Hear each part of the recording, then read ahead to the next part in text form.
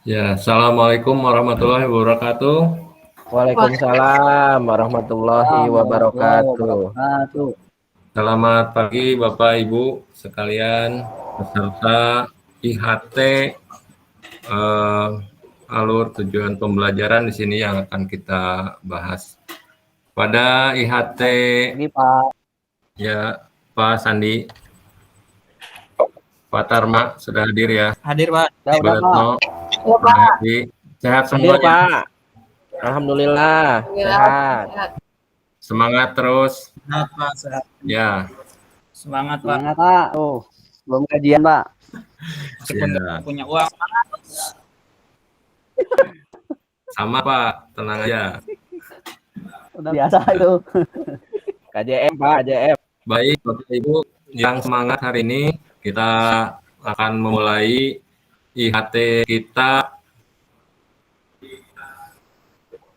hari ini di suasana yang cerah.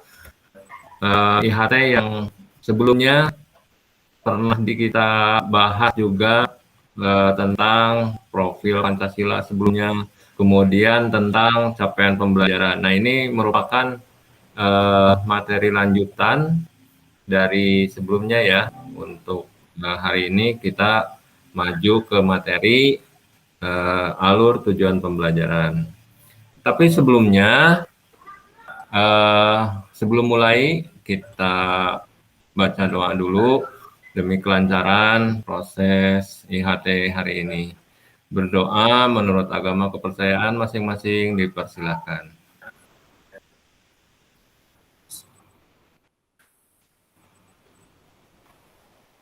Selesai, terima kasih.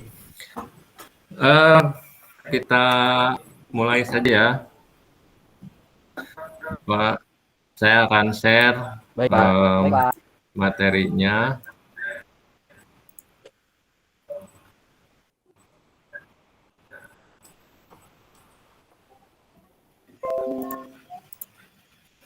Diawali dengan unit modul perangkat pembelajaran ini, alur tujuan pembelajaran. Pada modul ini yang akan disampaikan yaitu konsep, komponen, prinsip, prosedur, penyusunan alur tujuan pembelajaran. Nah, tapi sebelumnya, sebelum masuk ke penyusunan alur tujuan pembelajaran, kita flashback sedikit ya ke materi sebelumnya. Ada profil Pancasila, ada capaian pembelajaran, sampai sekarang ke alur tujuan pembelajaran. Nah, kira-kira yang masih ingat dengan profil pelajar Pancasila itu ada berapa kira-kira? Ada 6, Pak. Saya Pak. Ada 6 ya? Ada 6 Pak. Udah disebutin sama ya 6. Disebut kan? Oke, Bu sebut aja. Retno, silakan. 2 aja nanti Oke, giliran. Nanti giliran. Oh, Bu boleh. Retno 2, Boleh. jadi 2 lah, silakan. Ya. Oke. Jadi profil Pancasila Pak memiliki 6 dimensi. Ada beriman dan bertakwa kepada Tuhan Yang Maha Esa, berakhlak mulia, berkebinekaan global, dan ada Ya, siap. Bagian aja, Bu. kita ganti dengan yang lain, menambahkan. Saya aja Pak, ingatnya 1 Pak, gotong royong Pak. Pak Sandi, gotong royong. Royong. Pak Dharma, silakan. Saya kreatif Pak, kreatif. Kreatif. Ini Pak Dwi mana ya? Ada Pak. Izin kembang. Oh, ya. Bernalar kritis sama mandiri Pak. Tambahannya. Oke, terima kasih. Semuanya benar ya. Jadi profil Pancasila, pelajar Pancasila itu ada 6. Nah, ini mulai dari beriman, bertakwa kepada Tuhan Yang Maha Esa, dan berakhlak mulia. Kemudian berkebinekaan global, bergotong royong, kreatif, bernalar kritis, mandiri. Ini yang menjadi penunjang ketika kita akan menyusun alur tujuan pembelajaran. Karena alur tujuan pembelajaran ini tujuannya ya ke sana akhirnya, yaitu membentuk karakter siswa sesuai nilai-nilai Pancasila. Kemudian menjadi elemen yang sangat penting pada kurikulum yang akan dibangun di sekolah nanti. Jadi semua kurikulum nasional, kemudian kurikulum sekolah, itu tujuannya hanya satu, profil pelajar Pancasila. Sehingga alurnya pun mengarah ke sana. Gitu ya. Baik, Bapak Ibu, kita lanjutkan. Masuk ke materi alur tujuan pembelajaran. Hari ini kita akan bicara mengenai konsepnya, alur tujuan pembelajaran, kemudian tujuan pembelajaran apa, kemudian prinsipnya dan prosedurnya. Nah, secara umum itu ada dua langkah besar dalam penyusunan perangkat. Yang pertama adalah penyusunan alur dan pengembangan modul. Sedangkan capaian pembelajaran sendiri ini sudah ditetapkan oleh pemerintah menjadi sebuah fase yang sekolah hanya bisa mengikuti aturan atau fase yang sudah ditetapkan oleh pemerintah.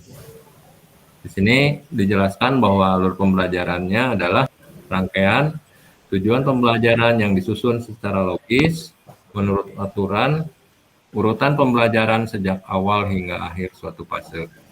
Alur ini disusun secara linear sebagaimana urutan kegiatan pembelajaran yang dilakukan dari hari ke hari. Kemudian yang kedua, pengembangan modul ajar. Seperti RPP, namun dilengkapi dengan berbagai materi pembelajaran, lembar aktivitas siswa, dan asesmen untuk mengecek apakah tujuan pembelajaran dicapai siswa. Perangkat ajar diharapkan membantu guru mengajar menggunakan metode terdiferensiasi.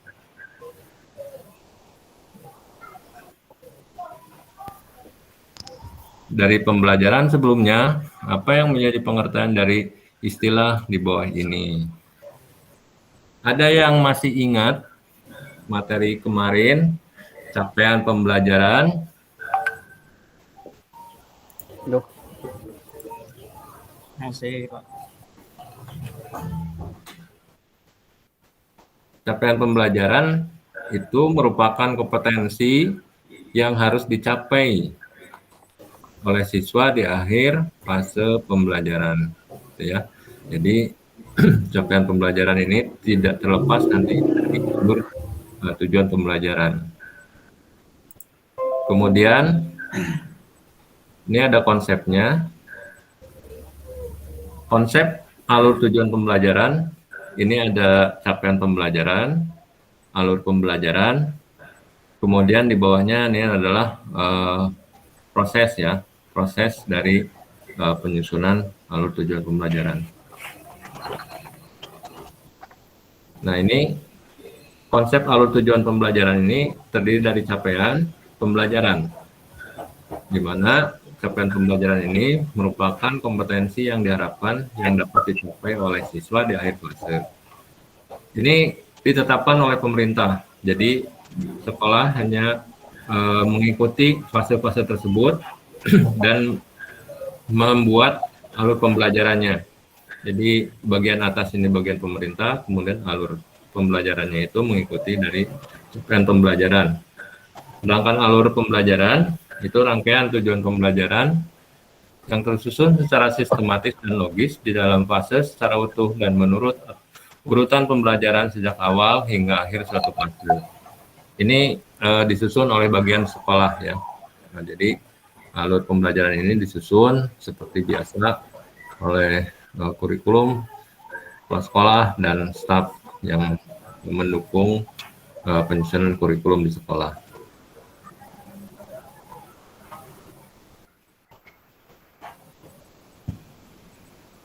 Ini ada alur pembelajaran. Tujuannya disusun secara kronologis berdasarkan urutan waktu ke waktu.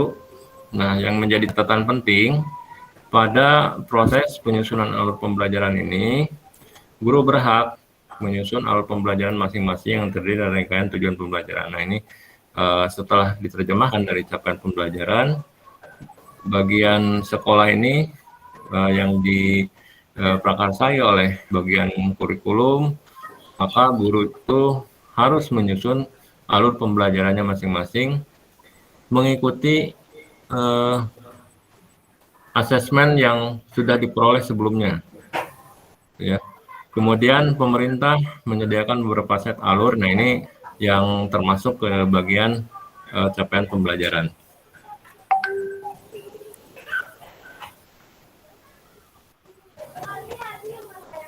Kemudian bagian berikutnya, konsep alur tujuan pembelajaran.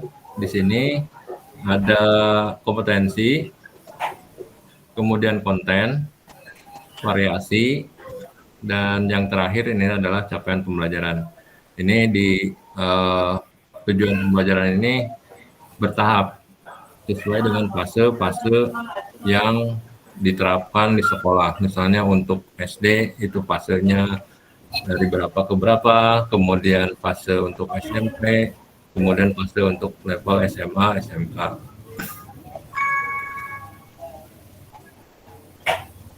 Jadi saya ambil contoh salah satu saja untuk di fase E atau kelas 10. Untuk materi eksponen dan logaritma, siswa mampu menyatakan bilangan berpangkat bulat positif sebagai perkalian bilangan bulat berulang. Ini salah satu alur tujuan pembelajaran yang dibuat di fase E atau kelas 10 pelajaran matematika.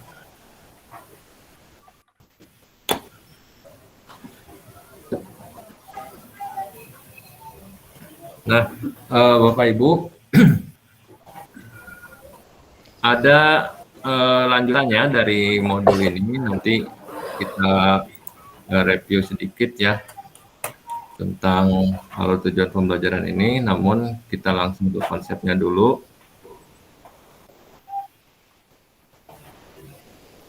Nah, konsep tujuan pembelajaran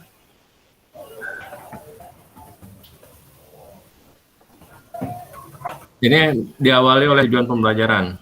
Tujuan pembelajaran merupakan deskripsi pencapaian 3 aspek kompetensi, yaitu pengetahuan, keterampilan, dan sikap. Inilah yang membangun sebuah alur tujuan pembelajaran.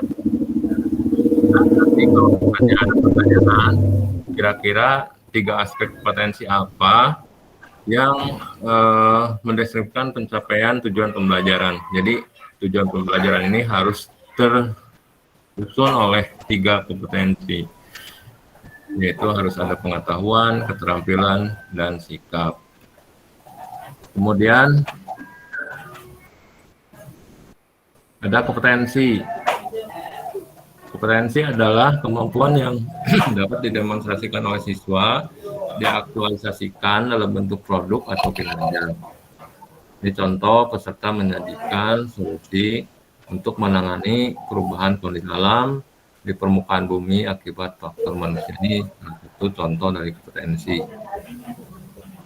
Jadi kata kompetensi ini menggunakan KKO yang dapat diamati mengacu pada taksonomi Bloom yang direvisi. Kemudian ada konten. Secara operasional, komponen tujuan pembelajaran itu ada 3. Yang pertama itu konten, yaitu ilmu pengetahuan inti atau konsep utama yang diperoleh siswa selama proses pembelajaran. Contohnya, perubahan kondisi alam di permukaan bumi akibat faktor manusia. Kemudian ada variasi, ini merupakan keterampilan berpikir yang perlu dikuasai siswa untuk mencapai tujuan pembelajaran. Contoh, menganalisa hubungan antara kegiatan manusia dengan perubahan alam di permukaan bumi dan menarik kesimpulan penyebab-penyebab utamanya. Nah, untuk tujuan pembelajaran ini harus memiliki 3 aspek yang telah dijelaskan ya. tadi. Kita kembali.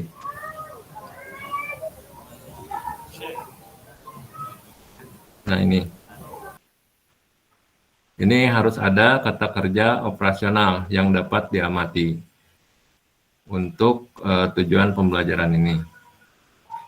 Di sini ada contoh menjelaskan hukum Newton dengan menggunakan kata sendiri dan menceritakan fenomena dalam keseharian yang menggambarkan hukum Newton.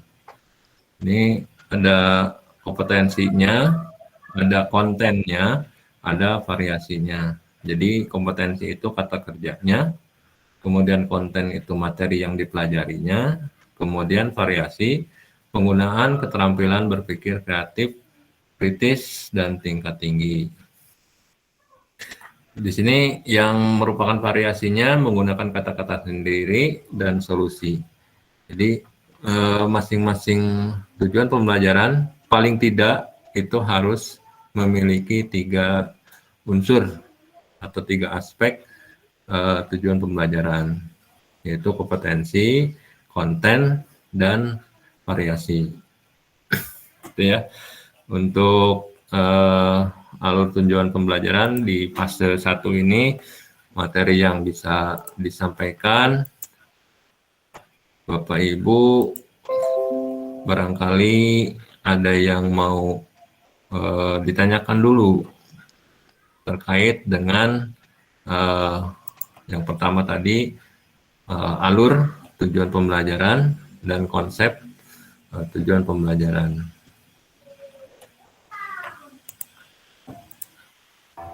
Saya Pak mungkin mau bertanya. Boleh Ibu Retno, silakan. Ya, jadi apa saja ya Pak yang menjadi prinsip untuk menyusun alur tujuan pembelajaran ini ya Pak? Terima kasih Pak. Ya, prinsip penyusunan alur tujuan pembelajaran. Silakan.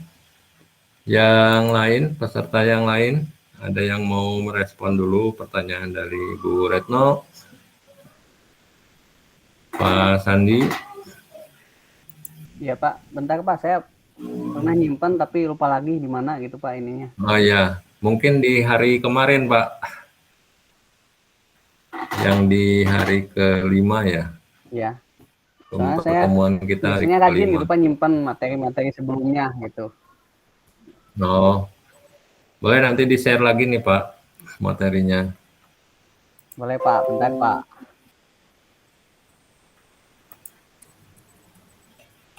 Prinsip.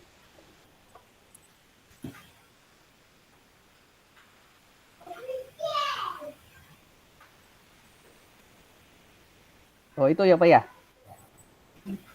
Nah, Ada Pak. ada. Ayo, Pak Dwi. Prinsip penyusunan alur tujuan pembelajaran yang pertama itu pengoptimalan 3 aspek kompetensi Pak. Pengetahuan, keterampilan, dan sikap. Kemudian merdeka belajar Pak. Ya. Kemudian juga ada adaptif dan fleksibel Pak. Ya.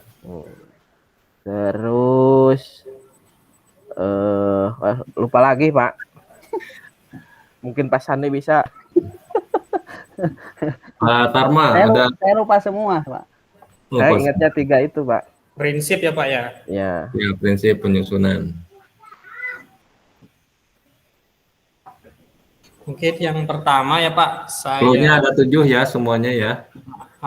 Prinsipnya ada 7 Pak? Ya, clue-nya ada 7 prinsip. Oh ya. Mungkin prinsip pertama itu adalah sederhana Pak. Harus sederhana ya. Ya, informatif. Bisa sambil dijelaskan Pak Tarma? Sederhana itu apa ya? Istilah khususnya adalah Tidak mewah Pak. ya penjelasan tidak secukupnya lah gitu ya, penjelasan yang biasa-biasa saja lah. Iya.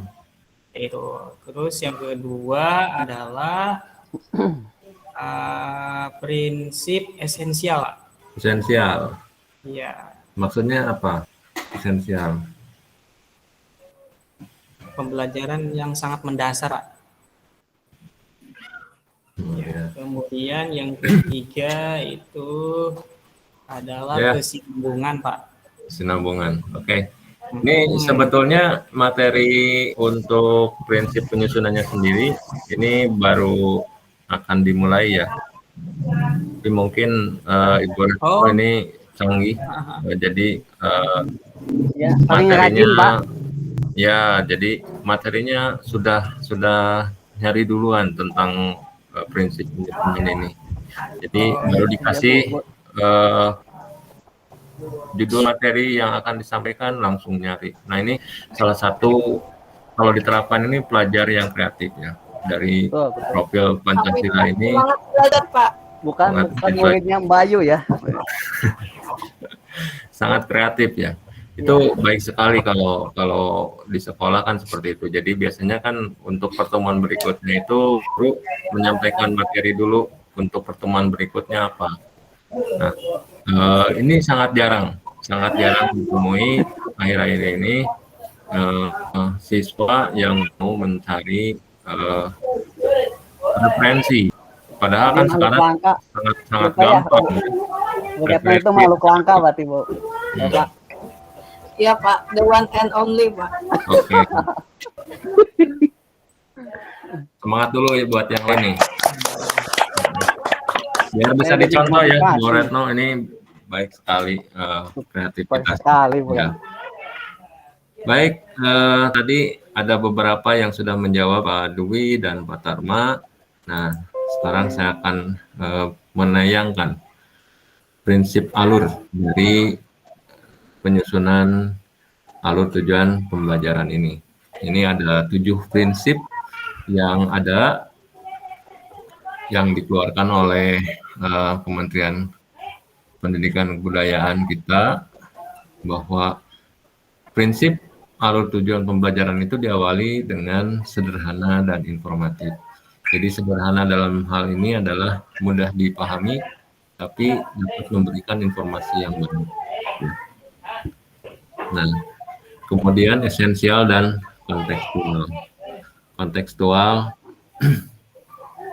ini merupakan pengalaman dari kehidupan nyata untuk aktivitas yang lebih menantang. Karena kita bicara tentang pembelajaran orang dewasa. Jadi ini ada keterkaitannya bahwa orang dewasa ini lebih menyukai aktivitas di dunia nyata daripada di dunia hayal. Ya, seperti itu. Kemudian berkesinambungan. Jadi antar fase ini masih satu terkaitan, meskipun dia fasenya sudah beda, tapi harus ada keterkaitan dengan fase sebelumnya dan yang akan datang. Kemudian pengoptimalan 3 aspek. 3 aspek di sini ada tahapan kognitifnya, ya, ada berjenjang pengetahuan, keterampilan, dan sikap. Ini 3 aspek satu sama lain harus saling mendukung, tidak bisa dipisahkan. Ketika siswa memiliki keterampilan bagus, tapi pemahamannya kurang, itu biasanya terjadi di lapangan, gitu ya. Kalau misalnya pengetahuannya bagus, keterampilan kurang, berarti dia hanya kutu buku tanpa bisa mempraktekkan. Nah, yang terakhir, sikap. Sikap ini yang menunjang pengetahuan dan keterampilan. Ketika seseorang sudah memiliki pengetahuan, keterampilannya juga sudah kompeten di keterampilan dia, maka sikap dan perilaku ini yang diutamakan ketika terjun ke dunia nyata. Kemudian prinsip berikutnya yaitu merdeka belajar. Merdeka belajar artinya memerdekakan mereka, siswa kita, berpikir tanpa ada tekanan, mengembangkan kreativitas mereka, melepaskan apa yang mereka miliki dengan merumuskan perencanaan dan pelaksanaan pembelajaran. Artinya kita kasih kebebasan mereka tanpa lepas dari pengawasan. Gitu. Yang berikutnya adalah operasional dan aplikatif, mendeskripsikan pembelajaran dan penilaian secara utuh, merancang modul ajar. Jadi penyusunan alur tujuan pembelajaran ini harus bisa dilaksanakan. Harus bisa dilaksanakan. Percuma kalau misalnya alur tujuan pembelajaran ini bagus menurut penilaian, tapi tidak bisa dilaksanakan di lapangan, itu juga tidak bagus akhirnya ya. Kemudian adaptif dan fleksibel, di sini harus menyesuaikan dengan alokasi waktu, kemudian harus ada hubungannya antar mata pelajaran serta pembelajaran yang ada selain pembelajaran utama. Misalnya harus ada hubungan atau keterkaitan antara intrakurikuler, kokurikuler, ekstrakurikuler. Jadi antar mata pelajaran ini harus ada relevansinya. Demikian sedikit yang bisa disampaikan. Kemudian kira-kira ini sudah ada pertanyaan. Tadi ya sudah disampaikan oleh Bu Retno, memang canggih. Jadi pertanyaan yang akan disampaikan ini sudah muncul tadi oleh Bu.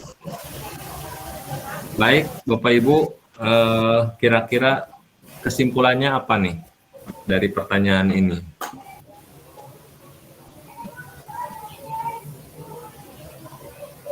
Pertanyaannya, prinsip dalam penyusunan alur pembelajaran. Itu kan tadi ada 7 ya. Bisa disampaikan kesimpulannya dengan kalimat langsung, jadi satu kalimat gitu, oleh Bapak Ibu, silakan. Bahwa prinsip pembelajaran itu harus seperti ini gitu, tanpa dibuatkan poin-poin yang 7 tadi, tapi berupa kalimat langsung saja. Kira-kira apa dari 7 prinsip yang ada tadi ya? Nah, Ya.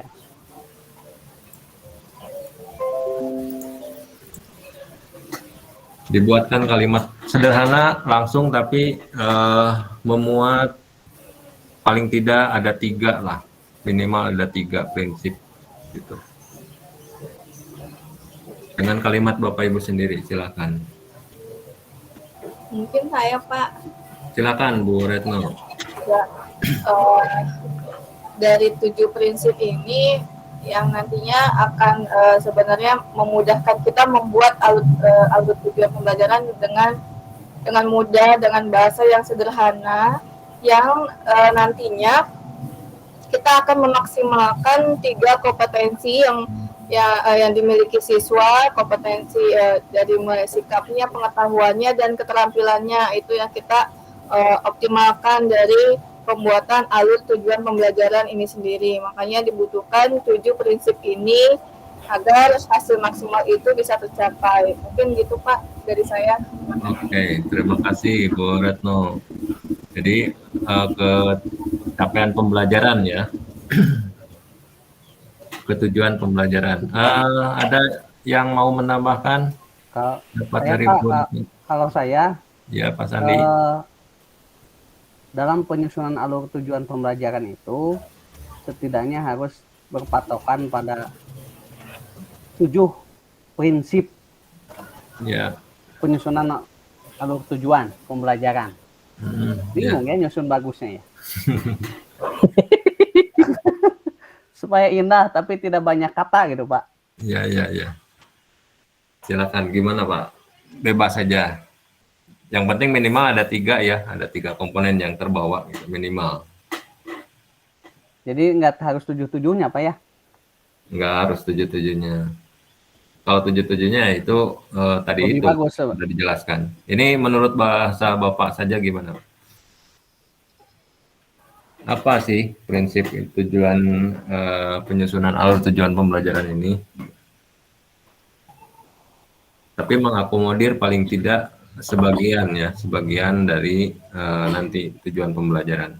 Ini kan baru alurnya.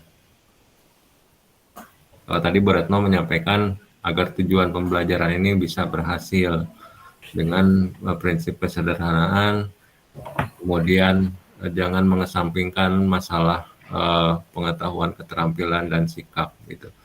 Itu simpel, tapi sudah mendekati ini. Mendalam, Pak ya. Ya. Silakan Pak Sandi. Aduh. Saya pas dulu aja lah, Pak. Pas dulu.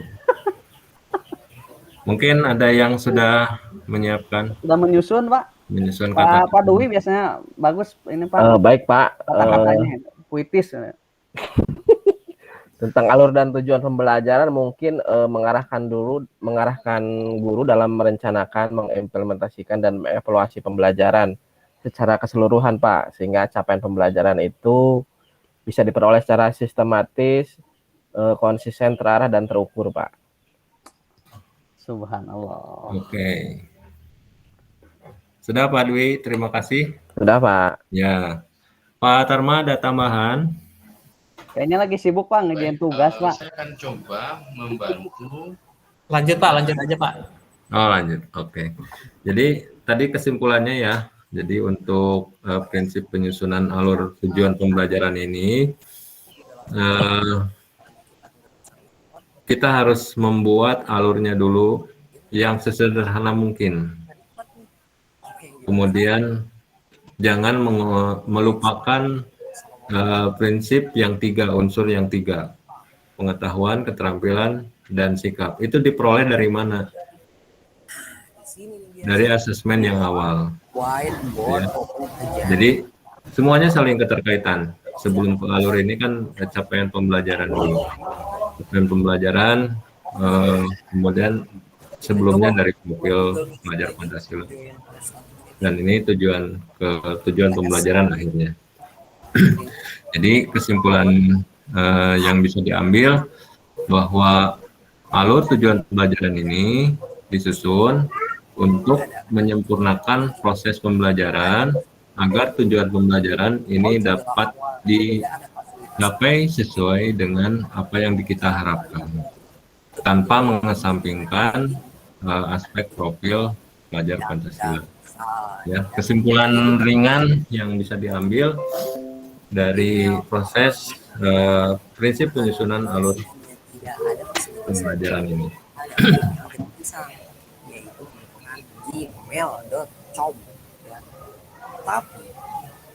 Nah ini